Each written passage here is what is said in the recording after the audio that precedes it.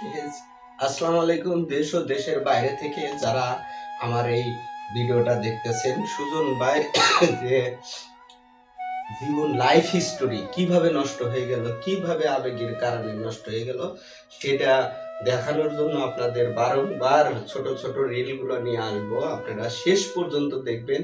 এ কারণে আপনাদের কাছে করজোরে অনুরোধ রইল।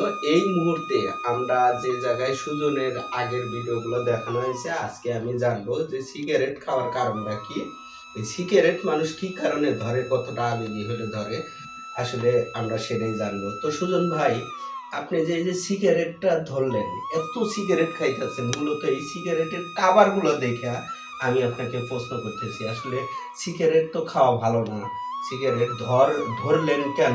আপনি তো কখনো সিগারেট খাইতেন না। আমার খুব জানার ইচ্ছা যে সিগারেট খান কেন, এত সিগারেট খাচ্ছেন কেন? এগুলো আপনার জানা লাভ নাই ভাই।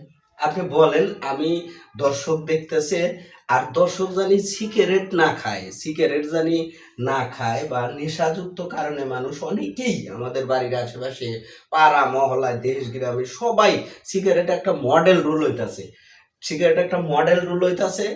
আর এখন ফ্যাশন হিসেবে সিগারেট খায় সবাই, ছোট বড় সবাই দেখি সিগারেট খায়। কিন্তু সিগারেট ধরার কারণে অনেক অনেক অনেক কারণ থাকে। সেই কারণ